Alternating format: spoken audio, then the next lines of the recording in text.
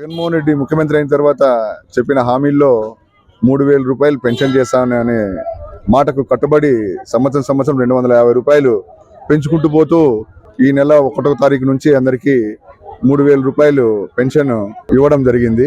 రాష్ట్ర వ్యాప్తంగా అవ్వాతాతలు ఎంతో మంది చాలా సంతోషంగా ఆనందంగా గతంలో ఎన్నడూ లేని విధంగా వాళ్ళ ఇండ్ల దగ్గరికే ఈ పెన్షన్ అందజేయడాన్ని చాలా గొప్పగా ఆనందంగా వాళ్ళు ఇలాంటి ముఖ్యమంత్రి గతంలో ఎన్నడూ మేము చూడలేదు.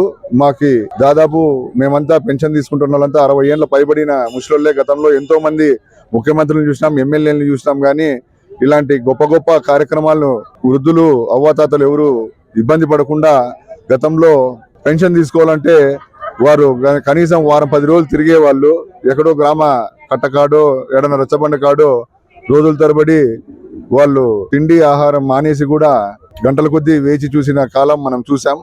ఈరోజు 1వ తారీఖు అవ్వంగానే పొద్దున 6 గంటలకే ప్రతి గడపకు వెళ్ళి మన వాలంటీర్లు సచివాలయం సిబ్బంది వాళ్ళకి పెన్షన్ అందిస్తున్నారు. వారు కూడా మళ్ళా ముఖ్యమంత్రిని జగన్మోహన్ రెడ్డిని మరొకసారి ముఖ్యమంత్రి చేసుకోవాలని బలంగా వారిలో కూడా నాటుకుపోయింది. ఇలాంటి పథకాలు మరెన్నో తెచ్చి పేదలకి బడుగు బలహీన వర్గాలకి మన ముఖ్యమంత్రి చేస్తున్న మంచి కార్యక్రమంలో భాగంగా రాష్ట్రంలో ఉన్న మహిళా లోకమంతా కూడా ఖచ్చితంగా పెద్ద ఎత్తున జగన్మోహన్ రెడ్డిని మరోసారి 2024 ముఖ్యమంత్రి చేసుకునేకి సిద్ధంగా ఉన్నారు.